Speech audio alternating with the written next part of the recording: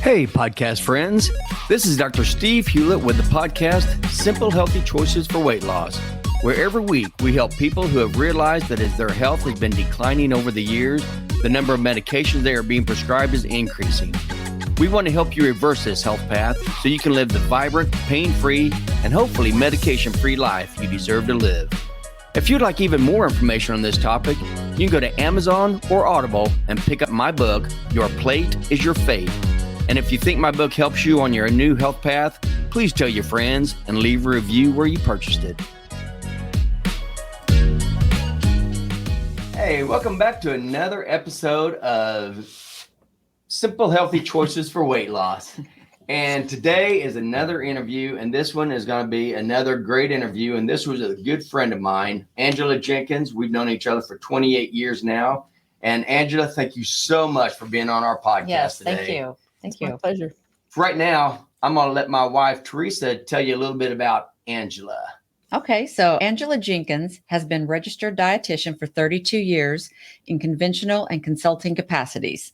During her years as a pediatric dietitian and in functional nutrition, she became intrigued by the confusing outcomes of some of her clients and began that deeper dive into root cause to find an explanation. This led her down the path of understanding how our mismanaged industrialized food system model influences people's health quite negatively in America. She comes to the table illuminating the ideal that food raised regeneratively not only keeps the body healthy, but also nurtures the ecosystems and local economies that keep our communities bonded. Come visit and enjoy the understanding that building a connection between food, regenerative agriculture, and putting your hands in the soil not only supports health, but it absolutely dependent on it. She also enjoys encouraging people toward the connection of producing their own food, no matter how great or small the garden or growing operation, and how easily that food can be prepared in the comfort of their own kitchen, making the right choice the easy choice. When she's not playing with food, she can be found wandering the Ozark Mountains, lakes, and streams with her dog, Remo. And we're also at the end here, she's going to talk about her book that's going to be coming out, and we'll get more information at the end. Okay? Okay. Yeah, I love that. I love that you talk about playing with your food, playing in the soil. You're always talking about playing in the soil. And oh, yes. How you love it. It's all about playing with food. Yeah. And it's crazy how we met. 28 years ago, we both worked in the same hospital. Angela was with dietary, with the nutrition, what was it? Food nutrition services. Food nutrition services. And I was in pharmacy. And it's amazing how over the 28 years, our lives have just wound together. And now we both have gone on to even further our passion. It just so happens our passion is the same thing. Right. We want to get people healthy and let them know that it's going to be with real food and not with this ultra processed food. So Angela, why don't you let us know what you think of what's going on? Boy, that's a loaded question. It was supposed to be. Right. On purpose.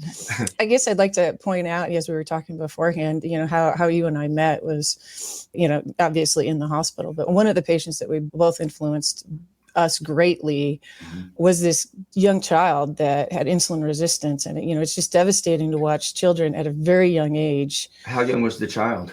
2.5 years old, I think. 2.5 years old with insulin resistance? Yes. Isn't that unheard of? Not anymore. No, it used to be, but ever since our dietary guidelines, we're starting to see that more and more every single year. Right. But anyway, go ahead. Right. So, that just impacts you. I mean, your heart just hurts because you're looking at this family going, what can I do? Doing a diet history, which of course was my part of it. I thought, oh my gosh, all this child eats, it wasn't a calories in, calories out issue, which is what we traditionally talk about. Dietitians for years were like, well, you need to stop overeating. Well, it's not directly, yes, that's a component of it and watching serving sizes and that sort of thing. But a lot of it has to do with ensuring that you're eating the right things. And when we have this large scale availability of all of this junk food, it's very difficult in particular for families that have limited access to healthy food to eat well. And so that's when I started looking at things and going, oh my gosh, And that family was one of those instances whereby, you know, their access to food, probably closest access, was most likely a convenience store, in which case you're not going to be able to get healthy food because of the way our food systems are set up. Exactly. So, and that's why I don't even like to use the term junk food anymore. I use poison. I mean, just call it what it is. It is. And legit. Because if people think of it as junk food, they're thinking, oh, I know it's not that good for me, but, you know, I'm filling my belly. It's like, oh, no, it's much worse than that. It actually it poisons your body. I mean, there's so many detrimental effects. Yeah. And I think that's why I love what you've ended up doing now with your life, explaining to people about how important our soil is, the bacteria, the fungus, everything in the soil. So go along, just out of curiosity, with that 2.5-year-old child, because I wasn't in there when you were talking to him, is that what you talked to him about, is eating healthy food? Is that the kind of the direction you went with this? Absolutely.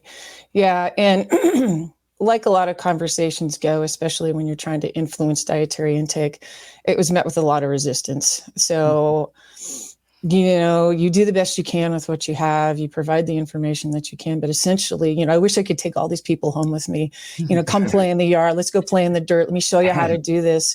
But, you know, in their particular case, I mean, that just wasn't going to happen, you know, right. It just wasn't going to.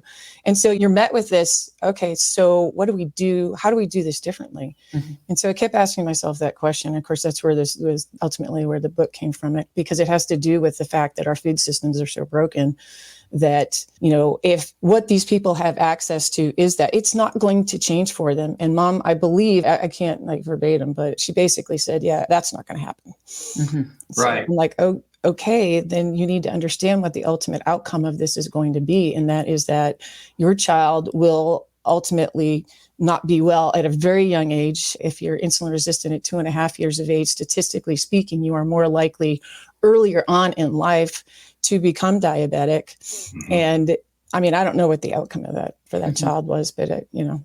And really, once you have insulin resistance, you are diabetic. I mean, basically, by the time you get insulin resistance, there's a lot of stuff that's been going on inside your body that whole time. So this isn't a time to try to decide, you know, well, should I eat healthy or should I not? It's like, no, the choice is you need to eat healthy, because it's so sad, because these young people, they have no idea how detrimental this is to the body until they start getting older, and they start getting around it used to be around their 50s and 60s when they started seeing all the adverse effects, all the cardiovascular effects, the high blood pressure, the high cholesterol, high glucose, high triglycerides, you know, all the kidneys failing, you know, amputations, everything. We used to see that to like 50s or 60s, 50 or 60-year-olds. And now we're starting to see that in 30 and 40-year-olds, because this horrible nutrition is starting from birth. Yeah, and younger. Yeah, it really is. I mean, it starts when they're in utero. And that's why if you're a pregnant mother, please start eating healthy. Please stay away from processed food. Eat real meat, real fruit, real vegetables, and try to stay away from all this ultra processed stuff. You will do you and your child so much good. Yeah, for sure. Anyway. Generational influence. Yes. And there I go again. Oops. Right. So in one part when I was reading the bio, I like how you said about making the right choice the easy choice. So if you want to expand on that one a little bit, because sure, I mean, that's like huge. That's a big deal. Uh-huh. You know, it was funny because I don't have a great way to explain it until like yesterday. So I'm glad you asked. Okay. You know, for me, it's all about building a relationship with food. But how do you do that? One of the ways that you do that is with, you know, by growing your own food. I mean, it takes on a totally different meaning insofar as like if you're growing, like if you bring your kids outside and everybody's putting their hands in the soil, not only is that a healthy act just in and of itself, but all of a sudden you've got something you're invested in. You know, you're totally invested in, okay, so I've got these tomatoes now in the yard. What am I going to do with them? All of a sudden, like you start thinking very differently about what you have available to you. And then you begin to create. Okay, so you might make them into salsa. You might just slice them up and put them on a hamburger. You might do a variety of things with it. But regarding the explanation from yesterday, which I just absolutely love this because it so works this way. It was on Twitter on a friend's account, or not Twitter, LinkedIn. And they were trying to facilitate behavior change by getting people in this office building, which is only a 3 or 4-story building. They were trying to facilitate the change from using the elevator all the time to taking the stairs. And so what they did was they put up a sign and said, we'd really like for you to use the elevator. Well, it didn't change the usage of the elevator. So they put up a bigger sign. Dietitians love this. Well, I'm going to say this louder. Let's put up a bigger sign. See if they listen now. That's right. Right. It's like arguing with your spouse. I'm going to say it louder. No, sorry, it's not helping. So they put up a bigger sign, and of course, it still doesn't change. Okay. Then what they did, they thought about it further. What they did is they changed the wait times on the elevator, that it pushed it just far enough because we're a society of convenience now. If it's not convenient for us, we're not going to do it, to where people started taking the stairs because it was more work for them to stand longer in front of the elevator than to take the stairs, because it's only 4 stories. The facility that we worked for previously, you've got 9 flights of stairs, and I never didn't take the stairs, but that's just tired. Yeah, I'm the same way. I take the stairs all the time. So they've got people taking the stairs because they're kind of annoyed that they have to stand around. Okay. So then what they did is they changed the wait times back on the elevator, and guess what? Everybody still took the stairs. Oh, nice. Well, that's cool. I didn't even know you could change the time on the elevators. Yeah. That's pretty cool. So if you take that in context and you then apply it to any other aspect of your life, okay, why does it take longer wait times for somebody to decide to change? If you can have that perspective of, I'm invested in doing this differently for this reason, when the benefits outweigh the energy that you have to put into it, because I'm just going to be honest, sometimes in order to eat right, you have to do that, what I call that upfront investment, because then on the back end, when things are stressful and you're not wanting to do things right, and I say right, that's a relative term, but if you're not wanting to do things right, if you're gravitating towards the convenience of it, you have to recognize that ultimately that's not what's best for you. And then you decide differently, right? And so I love using food systems development as an explanation for that, because like when I go to the farmer's market, for instance, I'm totally invested in making sure that I support my local producer, especially after what happened with COVID, because these people stood firm on making sure that food was available, healthy food was available to us over the long term, despite what was going on in the world. And that was a very big deal. And so those relationships, if nothing else, even though it's maybe not convenient, because, farmers markets are not one-stop shopping like it is at Walmart, because you can pick up everything there, but you can't at the farmers market. I'm still invested in making that extra effort, just like the example I provided, like walking the stairs, that extra effort to make sure that those systems are supported, which ultimately does end up influencing my health, especially if you're supporting the people who have it figured out and are doing it right. So Exactly. Yeah. I agree 100%. And actually what we've done is we've just broken it up. We're like, if we're going to buy food, we don't go to a grocery store. We'll go to the local market, the farmer's market. We'll get our meat, get our fruits, vegetables, whatever we want from there. And then if we want toiletries and that kind of stuff, then we'll go to a store for that. But we just got it broke up that way. There's never a reason for us to get food from a supermarket anymore.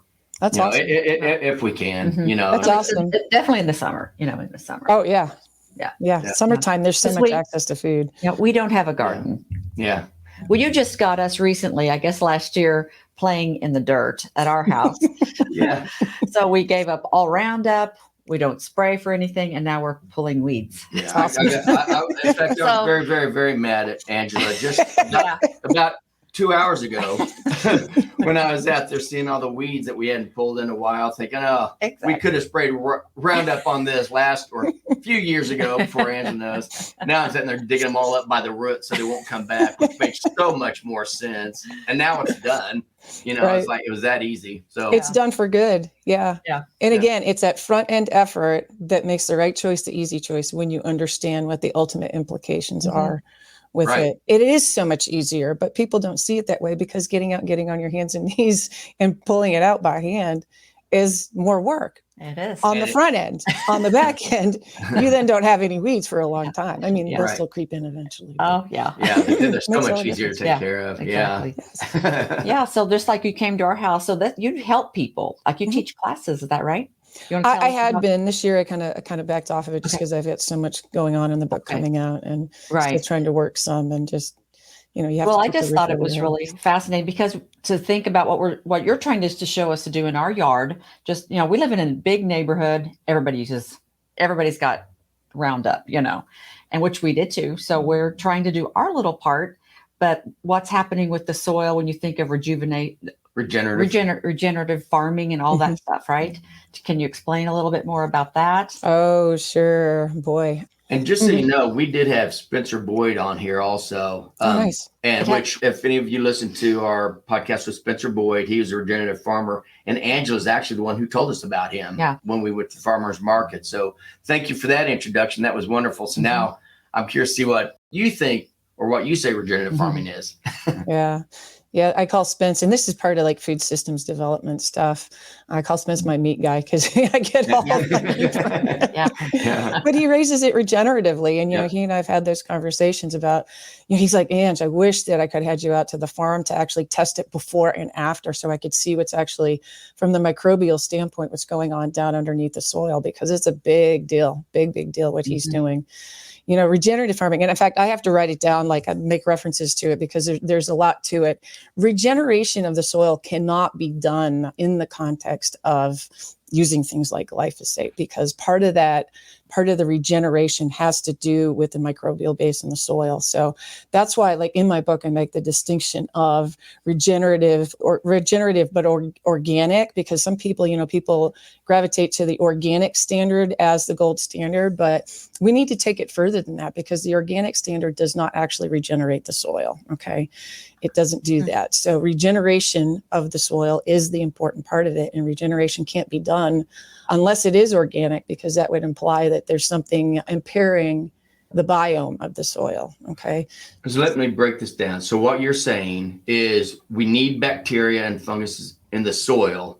And the way we do that is we grow the plants, they die, they decay, they go back into the soil, and they keep regenerating the same fungus and bacteria, to where instead of putting glyphosate on there, that just kills everything, so they can't be reused. That's one way to look at it. Yeah, that's one way to look at it. Not directly that specific plant in that specific place necessarily, right. But regeneration does mean making sure that you're composting and things like that. Ideally, any sort of regeneration would be done within the location. Like if you had a farm, you would do it right there on that farm. It doesn't mean you can't have other agricultural inputs, but what you're not doing, though, is you're adding inorganic amendments and fertilizers to the soil. You're taking what's already available to you, downed wood, using, putting it in chips and then putting it back into the soil. If you're a person who farms, that does some animal husbandry, that you're using the waste from the animals and you're actually utilizing that to actually rebuild the soil base too. So you're taking what's already there and you're regenerating the soil in that regard. And it's not, obviously everybody can't do this or, has the means to do it. Some people live in apartments and things like that. So there's other ways to support those systems, but yet regeneration of the soil is the key component that actually supports the ecosystem part of it, because you're retaining extra water on the farm. You're rebuilding the microbial base because you're doing it more organically, but regeneratively. And so that ultimately it rebuilds itself in a particular location so that you're not having to constantly bring in extra things in order to make sure that you can grow in it. Right. So you were saying composting. What exactly is compost? What do you do? So basically, instead of using these toxic chemicals, glyphosate and everything that's in Roundup and all these companies that spray your lawn, instead of using that, you use compost instead, right? Mm-hmm. So what exactly is compost? Tell everybody what compost is made up of. Well, the compost that I make basically has super high nitrogen source, but high nitrogen, you've got green source, you've got your brown sources, so that you're making sure that you're pulling in, and you're going for diversity. You're pulling those in from a variety of different sources, and then you're putting it all together and letting it break down so that by the time you're actually utilizing it in sort of growing operation, that you have the microbial base available that is actually breaking it down in order to make what is there actually plant available. And that's why you don't need fertilization when you're doing it that way. So when you're saying you're bringing in these different sources, what are you talking about? What sources? Grass grass clippings. I actually take it a little bit to the extreme. Not you. When I cut up my vegetables, I'll take the ends of it, whatever's left over. And, some people throw it into a compost pile. I'll actually freeze it. I have enough freezer space that I'll freeze it. And then I'll make a big pile, put it all together so that I can have it, working all together at the same time. Because what you want is diversity. You want grass clippings. You want, the ends of the broccoli, if you don't like to eat that, the ends of the tomato, because all of those things attract different types of bacteria. And the difference in those bacteria, the diversity, just like the human biome, the diversity in the human biome is what creates its resiliency. It's the same thing for plants. So the diversity in the soil base is the thing that makes the difference for the health of the plants. So then they can develop their own host basically immune systems, just like a human being, and they're stronger. They produce better. The soil is better. It will retain more water, and it'll have higher yields too. So there's go ahead. There's a lot of similarities between plants, right, biome and human biome. Right, and that's what I was going to say. Is like, so what you're saying is you are feeding the plants the nutrients it needs, the protein, the amino acids, everything it needs, but you're also the electrolytes and also the minerals, and then also the bacteria. The bacteria is so important in this. And just like you said, that's exactly how we are. If we just feed ourselves good, healthy protein for our building blocks, fat for our energy source, and that's going to replenish the bacteria that's in our gut that is so healthy for us and be the right kind of bacteria. You start messing that ecosystem up by buying toxins on the inner aisles of the stores, you totally change the the bacteria in your gut, and that starts wreaking all kinds of havoc, just like this is doing with the plants. That's why Angela and that's why our paths have been so together, because if you're doing this right, you are one with your environment. That's why you should walk barefooted, get down, dig with your hands. What do? Do you go out there and love on your plants? Like, I got several friends who do. They say that makes them grow just as well. You need to talk to them. Yeah. If you'd like me to go do that right now, would you? As soon as we get off of this, I'm going to go out and talk to my plants. Yeah, I mean, here's the thing, like in this drought, here's a big thing. I had a small post about this. We're in like extreme heat right now. The integrity of the plants is also stronger when you manage the biology in the soil. Some people get out there and they water every day. Well, it's hot out. You got to water every day. I'm like, no, what you have to do is set your plants up for success on the front side, meaning that if you don't water frequently, the roots will go down not much deeper, and they'll actually be more resilient in these, types of situations. But yeah, I go out and I talk to my plants. I'm like, it's time to grow now. They don't talk back, do they? Just well, in a way. Well, they grow, I guess, technically. There you go. So I don't want to go too far before we also talk about your book, because just like our paths have just kind of, mimicked each other, now you're writing a book also. What's the name of your book and what is it about? Oh, okay. Destination Real Food, because we've kind of lost the real food part of it in our society. Yeah. Navigating our food system and restoring the soil to improve health. And I was about halfway through writing the book when I started jumping into the biome part of the soil. I actually took these classes that were from the leading microbiologist, I think, on the planet. And anyone can take these classes. I was like, this is the piece that was missing for the book. And so I ended up changing the book title and writing a whole lot more about soil health just because of it, because that component of it was just missing in the book. But I knew, like, sometimes you intuitively know something, but you can't get your hands on or your head around what's actually going on. And so those classes made the biggest difference for me because, from the nutrition side of things, in this country, what happens is that we eat what we subsidize in America, and that's what's most available to us. So unfortunately, and I'm going to use your terms, now there's all this poison available to us that we call food that is highly processed, not good for us because of those subsidizations. Because what do subsidies essentially do? But they skew what is available. Okay. And so when that happens, then you go to the convenience store and there's literally nothing there that you can purchase to eat that's not going to challenge your system in some way.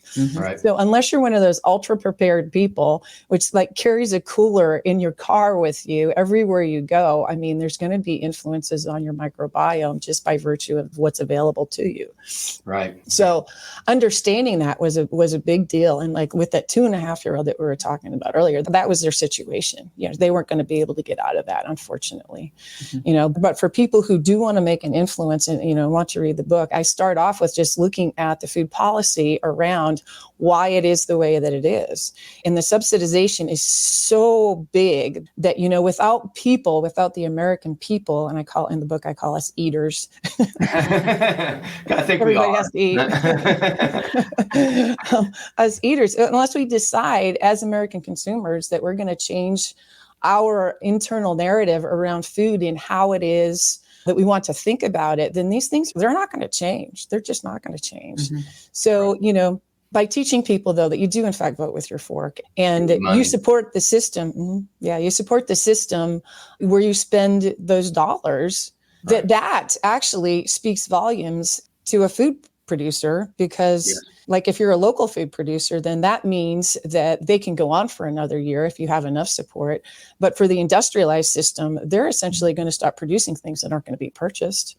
Right. Now that sounds a little extreme and like way, I think for some people might sound way out there, but the thing is that it does actually work that way. I mean, there's 22,000 new food products, processed food products on the market every year. And if we understood that if we didn't buy that next trendy item, which, it's kind of fun, and I bought into it for a while too, but you start looking at all the food labels and there's no food transparency in America. We don't actually know what we're eating. And I think you and Spence talked about that on his interview. But unless you know the farmer that's producing your food, or you're producing your food for yourself, it's very difficult to influence your health, if not impossible on some level.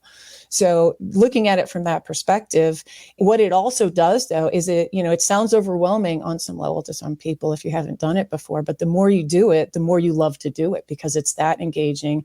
And that also makes the right choice the easy choice. Okay. Right. So it makes it more fun. If you're growing a tomato, and you've never done it before, just the excitement of, I have a tomato, I grew a tomato. Especially if you have a child that you're showing to grow, they really get excited about it. It's infectious in that way. And that, like, if you pull people in, like, okay, I'm going to have some friends over now because we're going to eat this tomato together because I put a lot of work into this tomato. That's right.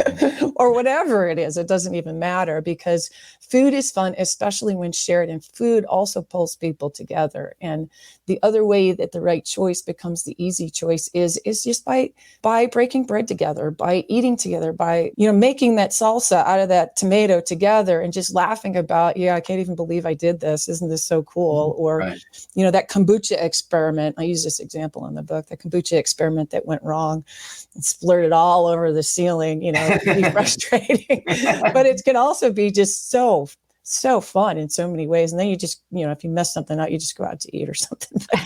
But you tried. And that's the big deal. It doesn't matter whether we fail or not when it comes to food. What matters is that we're trying and that we continue to try to do it differently in order to affect our health. Right. And if we could get people to change the way they think about this and really think about when you're shopping the periphery of the store where you have the real meat, real fruit, real vegetables, you can think of that as, I'm eating food, because that's actually God-made food. That's what we're supposed to do. Real food. If you're eating anything down the middle of the aisle, you say, I'm eating chemicals. That's all you're doing. You're just eating chemical after chemical, and it's so inflammatory to your body. And just like Angela said, if you are buying the chemical stuff to feed you, that means you are making that manufacturer that much more rich so they can put that kind of crap out there. If you can eat real food, real meat, real fruit, vegetables, then that's where they're going to put it. Because right now, and please correct me if I'm wrong, Angela, but I think the biggest subsidies that our government pays is for corn, wheat, and soy. Is that right? Is that still Those right? are big ones. They also subsidize dairy, the wrong kind of dairy. The wrong kind of dairy, right. And meats. And there's cotton, and there's a whole bunch of them. But Because that's the kind of stuff that's going into your food. That they use all these chemicals, put that stuff in your food. And that's why it's so sad to me when people who have like celiac disease, they're like, oh my gosh, do you know there is gluten in everything? It is so hard. It's like, it's not in real meat and it's not in real fruits and real vegetables. If you stick there, gluten is just a wheat protein. And obviously, if you're going to eat anything in the ultra processed, bag, box, bottle, can, chances are you're right. You're going to be getting some gluten in there because they use wheat, soy, and corn in everything. Yep. So people they make it harder than it really is. It's like, instead of reading all these labels, trying to find out what you can and can't eat, don't eat something with a label on it. Or don't eat anything with a label on it that has more than like 3 ingredients. Because if there's a bunch of ingredients, all you're doing is putting chemicals in your body, and it's not food, and your body knows it's not food. And that's why you continue to be hungry all the time. Exactly. Yeah. I think Michael Pollan said it best, which, 20 years ago, Michael Pollan made me mad, but I'm like, what does he know about food? He's not a dietitian. We've seen that one documentary. He's good. I like him. He wrote several books, but what the books did for me anyway was made me dig further also. So I started looking, I'm like, is this true? I mean, I think you mentioned the big 3, corn, wheat, and soy. He's like, corn, wheat, and soy is in everything that's processed. And I'm like, it is not. And so I started reading more about it, reading the labels. And I thought, oh my gosh, how does this journalist know more than I do about food? Isn't that crazy? That's how I've been with everything I've been learning about nutrition. It's like, oh my gosh, this information's been out here for forever. And just nobody's talking about it. Nobody's reading it. That's why you and I are doing what we're doing, trying to get this information out there, thinking this isn't new stuff we're coming up with. It's just things that are being hidden by the food manufacturing, drug manufacturers, and the sugar industry. You know, they don't want you to know a healthy way to eat because they won't make money if you're eating healthy. Exactly. I mean, that's exactly right. That is. Right. And just like what you were talking about with taking your kids and playing in the soil, like a lot of like people my age-ish, you know, it's like our parents didn't teach us that because all the processed food was really it was coming out. So the convenience of all those foods. So nobody thinks about it not being real food. Right. You know what I mean? So you have to be like, okay, we're going to start here. And with my children, we're going to show how to do this. And I really don't think that they did this on purpose. I think when they very first started the dietary guidelines, they really did think that it was fat that made you have cardiovascular disease and that fat was what made you fat. You know, I think they really did. But now everybody knows that that is not correct. It is not fat that you eat that makes you fat. It's the carbohydrates that you eat that make you fat. And it's the bad kind of fat because it's all kinds of triglycerides. Anyway, when they first started, they didn't know that, but now they do. Now there's nothing they can do because this information is everywhere about how carbohydrates are what's causing all of the conditions we have really, and all this processed food. We haven't seen, I mean, our type 2 diabetes has increased, not increased, it's skyrocketed. Our obesity has skyrocketed, cancer has skyrocketed, skin conditions, Alzheimer's. Yeah, type 3 diabetes is Alzheimer's is type 3 diabetes. All these things, cancers, all these things have skyrocketed since 1977, since 1980, when the new dietary guidelines come out. So it makes sense now when you read about proper nutrition, why all this ultra processed food is causing all these conditions, but nobody's talking about it. Nobody will tell you about it because, again, they're actually telling you that this stuff is healthy. Continue to eat it. Well, yes. And here's the other piece of this too, from the dietitian standpoint, I guess I should say, like our national organization does not necessarily support they support what we're talking about, but they're also saying that the other stuff is okay. And that's where I totally disagree with them. You know, you can't, if you're doing 10% of your calories from something that's sugar-based, which is what they say is okay, you're not going to move the needle the other direction on your health. I mean, you do have to be super diligent. And I'm not going to, like, no pun intended, but sugarcoat. Sugarcoat. No, it can be done otherwise. Because the thing is that, like, we are living longer than ever before, sicker than ever before, on more medications than ever before. The only exception to that pendulum going that direction was with COVID for obvious reasons. Okay. So the message has to be, decrease all the additional processed foods, take out the additives, the colors, and all of those things, because despite the fact that they'll say it's okay, it's just not. It disrupts the microbiome. Yeah, and, we all have experienced not feeling well on some level and then going, what's going on there? From the nutrition standpoint, what it was that I was reading with the guidelines didn't make sense. It didn't add up to actually helping people. And that's why I started digging further, because I was like, something's not right here. It's just not right. And so some people may be unaware of this. I'll just point it out. And that is, like, during COVID, they actually relaxed the guidelines for food manufacturers to be able to add food in that wasn't actually on the label as a substitution. Oh, really? So we even further, with the food transparency part of it, are unaware of what's going on. So, I mean, it was meant to support food manufacturers. At least that was the presentation of it. But I just, it makes it even harder. And the more you dive into it, the more you realize that you really have to know where your food is coming from. And the only way to do that is to know your farmer or to grow it yourself. And again, that sounds daunting, but more and more people are coming out with this understanding, and those relationships are being developed. And that's the part that keeps it going. Right. I love, supporting the local farmers, and having all these farmers markets are just wonderful. And they've got them everywhere. I mean, you just have, some places, depending on where you live, you have to look for it. But you have to realize, it's not as hard as you think. People who are used to eating processed food are not used to being full. They aren't really used to feeling satiated, because the ultra processed food, there's no nutrients. It's nutrient void, and your body will continue to be hungry until it gets the nutrients it needs, which is protein and fat, basically. So people who think, oh, there's no way, I could afford to eat meat, when this stuff is so cheap. You've got to understand, when you eat meat and fat, it keeps you satiated. It will keep you full for a long period of time. So if you eat meat and fat, you're talking basically about having 1 or 2 meals of just meat. If you want some vegetables, that's fine. Versus all the amount of money you spend all through the day snacking on cookies, crackers, chips, going out to eat at fast food restaurants, all these convenience things, soda pop, these convenience things, the price on those add up, and it definitely adds up the price on your body when you get put on, medication after medication, doctor's bills, hospitalizations, all that stuff. If you avoid the processed food, you can avoid the medications, doctor bills, hospitals, all that, and you aren't going to be hungry all the time. So people who have done this, who have had, instead of poo-pooing the whole idea, they've realized maybe I can do this, and they do it. They come back and they say, it's cheaper. I thought I was going to be more expensive eating this healthy way, and it's not. It's cheaper because you're very succinct in what you're buying. You know exactly what you're buying. It's exactly the nutrients, and you aren't buying all the snacks and everything else that's killing us. And so don't use money as an excuse, because that's not it. And if you do, you got to figure in the cost of your medications, doctor bills, and hospital bills too, because that all goes with that type of eating. You really do. Yeah. I'll add in a layer to that, because I agree 100% with everything you just said.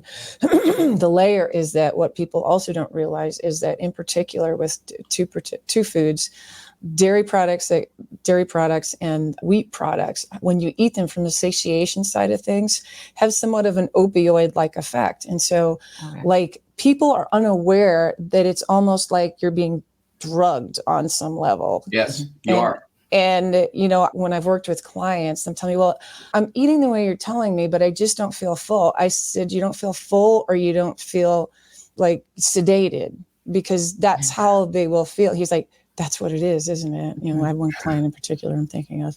And I'm like, yeah, you don't feel sedated, and here's the other thing. I mean, that's where you no longer you don't get that brain fog associated with eating, because you're doing it right. And he's like, I do have more energy. And I'm like, so our focus tends to, we don't even realize sometimes that what we're doing is something that there's this other ancillary effect that's pulling us in. And the food manufacturers also know that. They quite literally, and I had somebody who worked for a large food manufacturer said he couldn't do it anymore. All this side information when you're all into the food, food movement. He's like, I worked for this large manufacturer. He goes, literally what we would do would be to create foods that people would then crave. So it was a combination of all the extra additives and that they were adding in there that were trying to pull people back in. And there's this manipulation of these food products, these highly processed food products that people are just unaware of too. And so who would we be and how would we be acting without that component of it? Because those things are also totally disrupting our microbiome. Yeah. So where would we be if we were all just eating, zero processed foods? I fall prey to that on occasion too. But, if we can keep ourselves away from that and more towards, like you were talking about, with the real food products, then everything changes. It really does. Absolutely. I know, it's crazy. And you're talking about, it's called the bliss point. They bring you in for the food manufacturers. It's called the bliss point. So they want it sweet enough to keep you hungry and coming back for more, but not so sweet that it makes you sick. Yeah. So they get this bliss point, which they fill in with high fructose corn syrup, which is fructose is very toxic to your body. But that's one of the big problems is they give you this food, there's no nutrient value, and they keep getting you hungry, and you keep coming back for more and more and more. And just like Angela said, you don't realize how really, really crappy you feel until you start eating healthy. You start drinking water, getting good sleep, doing a little bit of movement, more movement, and then you start eating real God-made food with real meat, real fruits, real vegetables. You're going to have more energy. You're going to think more clear. I used to get tired around 2:00 every afternoon. I never get tired like that anymore. And it's so weird how much better you feel, the energy and everything. And these are things that people, they don't even realize. And that's what I love about what I'm doing. Because now that we've been telling people, and they'll be sending me, Facebook messages and all this kind of stuff saying, thank you so much. I lost 26 pounds and I feel great. And, I felt great the whole time. And that's where you're going to know that you're doing it right. If you're trying to lose weight and you feel horrible doing it, then you are not doing it the right way, because there is a good way that you can lose weight and you'll feel great doing it. And it's this: avoid ultra processed food and stick with the real food, all the way across. Yeah, I agree totally. Yeah. I agree totally. And so, we as consumers, the focus on my book, it has to do with supporting the right food systems. A lot of it has to do with that. So of course you have to educate people on the front side about what is actually going on with our food systems, our largest industrialized food system that provides this wide scale availability of the wrong type of food. And then promoting the understanding of building those relationships, because that is in fact what keeps it going. And you can also build large economies around it. I mean, there's studies about the information regarding, and this is again why the right choice becomes the easy choice, because once you realize that you go out and support that local farmer, you ensure on some level to begin with, I mean, not just one consumer, but if more people do it, but you ensure on some level that food is going to be available to you.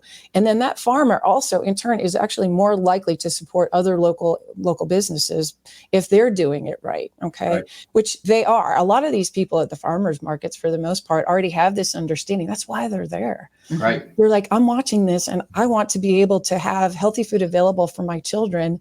And so then before they know it, they're producing all this extra food and then they're going to the farmers markets. I mean, that's literally some of their story, not all of them. Right. But there's no downside to it. There's no downside to it. And that brings up another thing, is looking for restaurants in your area where they say that they serve food from local farmers. What's called food to table or farm to table. Yeah, farm to table. Yeah. Look for the farm to table, because if you're in at those restaurants, then that means you're helping support that farmer that's going to be giving you the nutritious things. Absolutely. Don't just go to these, pop up. I'm not going to mention any. Everybody knows what fast food restaurants are, but man, you have no idea how detrimental that is to your body, to your health, to your quality of life. And if you're young now, please realize it will get on you. If you don't make your changes, it won't take very long, and all of a sudden you're going to start feeling all the aches, the pains, and spend your money in the medical field. And you can avoid all of it right now. And if you've started doing this, even if you're going down a bad path, even if you already have type 2 diabetes, even if you're kind of starting to get into, some issues with your kidneys or whatever, it's never too late to change. It's never too late to change. And it's up to you. You could totally reverse it. If you're on a bunch of medications, you could get off the medications. They'll tell you can't. They're called maintenance meds because they think you'll be on forever. But that's what irritates me in the pharmacy. We have what's called maintenance meds for blood pressure, blood glucose, cholesterol, all this crap. And they call maintenance meds because they basically tell them you're going to be on this forever, and you will. And they're probably going to be adding more and more and more as you go along. But that's because they say that they don't think that anybody wants to change their nutrition. Everybody knows, any study you read, they always say, this can be taken care of with proper nutrition and exercise. But since nobody wants to eat healthy, then you can have this drug. I mean, that's basically kind of what it is. And that's exactly what it is. And I want people to stand up and say, oh, you are wrong. I do care, and I do want to eat healthy. So I do want to know the right information so I can get off this medication. You and I both have worked in the conventional medical system. And unfortunately, what happens there is exactly what you said. Most physicians don't have any nutrition education. I think it's getting a little bit better, but the number of times I've heard from a physician in the hospital setting, if it tastes good, spit it out. I just I'm like, ooh, stop it. Because food that's raised regeneratively does taste better. Yes, when you've had an organic or regeneratively raised carrot, for instance, it just tastes so much better. And that's another one of those associations. If something tastes better, you're more likely to eat it. You're more likely to ask for it. Okay. The physician's part of it, I use an example in my book, pretty much if physicians would get on board with understanding that they do have a tremendous influence on their patients, because the number of times I've had a patient come back to me say, well, my doctor didn't say that I needed to manage it that way. I'm like, well, that's okay, but I'm going to tell you the truth. Well, why would I believe a dietitian over a physician? Well, because we're a society of convenience, it's so much easier for us to pop a pill, Yeah. But again, if we draw people back to the farming component of it so that they can see how much fun it is, because what we do now is we equate it to hard work. And it is, just like the example that you gave with weeding your yard. It is a little bit more work on the front side, but what that act does is it keeps you that much healthier. And ultimately, you may not even need me, which would be my desire, to put myself out of business. Right. Because once you understand that piece of it, then there isn't any going back from it, because you don't want to. You just don't want to, because it's so much fun. It's so much more fun. Right. You're gathering that food out of the yard, and you have a weed-free garden, which is another thing that the biome of the soil helps with. I don't pull weeds. I have one weed after 1.5 months, one weed in my garden. Okay. One. You definitely need to come. I left it there. You come over and help anytime you want. We're doing something wrong. No, So- No, you're not. Actually, Yeah. You guys are just getting started with it. So That's in right. your book, do you explain a lot of that? Like how Oh, to yeah. do all this, the how to get started type of thing? Like eating with gardens or I don't go into as much depth in it. I mean, most of the book ends up being because when it comes to food systems work, I mean, you can get into, pun intended, you can get into the weeds pretty quickly on a lot of things. But most of the book had more to do with just making sure that people understood what was going on so they could make wiser decisions for themselves. Exactly. Yeah. And I bring it down to 10 things that people can do regardless of whether you have access to a garden or not. You know, grow something, grow anything. I don't care if it's a rosemary plant on your back deck. Just get used to sticking your hands in the soil and relating to food in a very different way because it changes your world. It just does. It does. I love that. And I love what you said earlier because it's true. Regenerative, this food is it just tastes so good. And so many people now, if it doesn't taste sweet, they don't think it tastes good. I mean, you say, oh man, try this, whatever, carrot or Brussels sprout or something. I want sweet. Can you put sugar on it? And that's what we need to get people off of. They need to think, instead of thinking that the taste of sweet is good, they need to think the taste of sweet is bad. If you pick something up and it tastes sweet, you need to stop right there and don't put anything else in your mouth. And once you get off of that taste of sweet, you're going to find that there's a whole bunch of wonderful flavors out there that you didn't know. It's just like smoking. It's just like smoking. When you smoke, food tastes horrible. And then all of a sudden you quit smoking. And now I don't know this. I actually never smoked, but I have many, many friends. I did. And members who do. Did you really? But you do. I mean, okay, then when you stop smoking, did food taste better? That's what I've always heard. It tastes so much better. It does taste better. It does taste better. Well, the thing I want to draw on there, like when you quit smoking, and just like when you start eating better, what also happens is that you don't realize how bad you felt until you felt better. Because I have a lot of people who, in consultation, well, I don't feel that bad. I'm like, you have insulin resistance, and some of them are smokers. I'm like, I understand that you don't realize that. Right. But yet you're here because you don't have any energy. And so that's the same thing. Or my favorite one is when people say, I don't have high blood pressure, but they're on 3 medications to control it. Right. I'm like, no, you don't. But let's talk about the rest of the story. That's right. And again, like you said, they're on the blood pressure medicine to control it. Blood pressure medicine doesn't clear up blood pressure, doesn't fix it, doesn't fix problem. Nutrition does. Yes, Nutrition will absolutely. stop that. If you don't stop the base, the root cause, you're going to just keep on being more and more meds. Anyway. Truth. Anyway. Go on and on. That's how that works. Yeah. Yeah. So is there anything we haven't talked about that you would like to talk about? Oh my gosh, we could go on for hours. I know. It is weird because what you said, and I've even heard dietitians tell our type 2 diabetics is that basically it doesn't matter what kind of carbohydrates they eat, as long as they know how many there are, decrease the amount, and they give them the right amount of insulin for it. And they don't specify what kind, whatever carbohydrate you want. This ultra processed toxic crud that you get in box balls, bag cans, they don't care as long as you give them the right insulin. That makes me cringe. I think that is the total worst advice. If you're a diabetic, my view is stop eating carbohydrates, period. Even fruits and vegetables. Even fruits, if you want some and you can tolerate them, that's fine. Don't eat very many of them.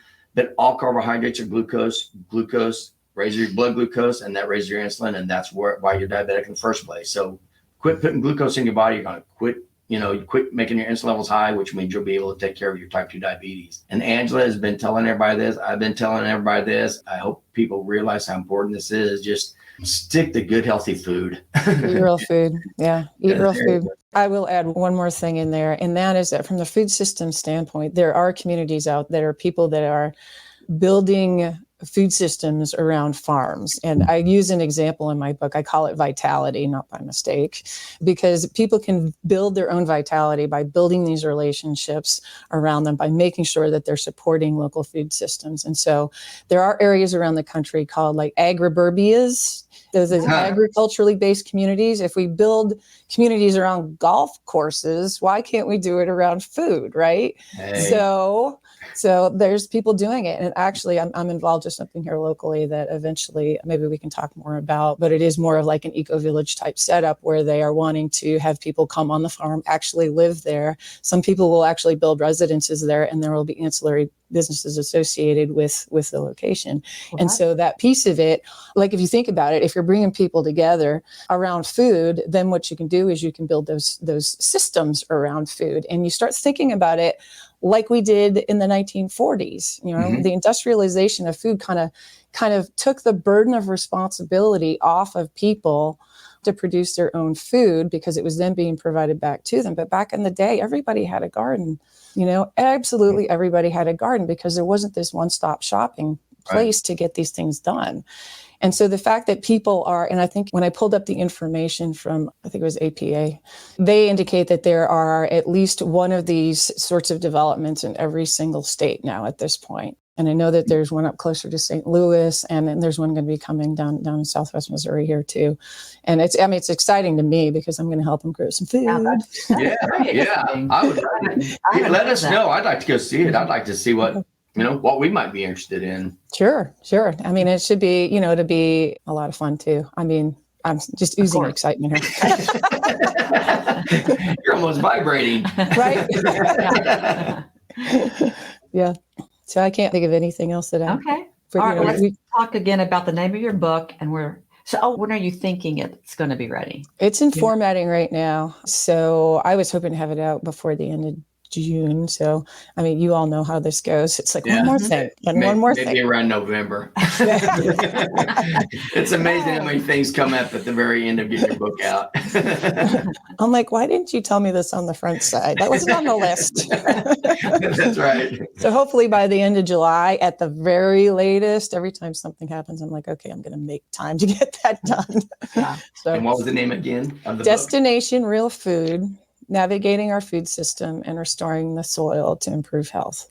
So whenever your book does come out, we'll definitely talk about it on social media. But do they go to this website here, or do you have a different? All Health is Local. Yeah, you can go to allhealthislocal.com. Of course, that's my focus, is bringing, everybody needs to understand about food environments too. I mean, the environment that is most immediate to you is the biggest influence on your health, as with that 2.5-year-old. So that's where that website name came from. So yes, I have on there the posting, it says book to come in June. So I'm going to have to change that to July, but or August or September. Just say coming soon.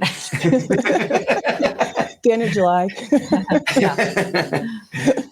Okay, and then we'll have this website on the bottom of the podcast also, so people can see that and the show notes. In the show notes. Okay, awesome. Thank you. Well, thank you. Thank you so much for joining us today. This was always fun. Always fun getting together with you. Right. I agree. And whenever you want to come over and help finish digging up these weeds by the roots, we're almost done, actually. Next year will be so easy. Easy. I'm already looking forward to next year. Andrew, thank you so much for being on our podcast. And thank you guys so much for listening, and have a great week. And remember, make simple, healthy choices to live a quality life. If you enjoyed this podcast, please hit the subscribe button below and be sure to tell someone else who may want to change their health path as well. And don't forget, you can also purchase my book, Your Plate is Your Fate, on Amazon or Audible. And if you do, please leave a review.